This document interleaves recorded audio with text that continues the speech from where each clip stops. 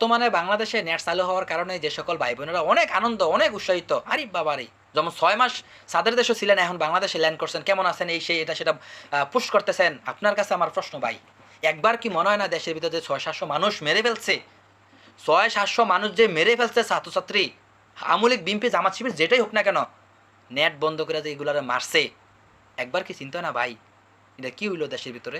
তারা তো একেকটা দেশের বুদ্ধিজীবীতে কোনো অংশে কম না।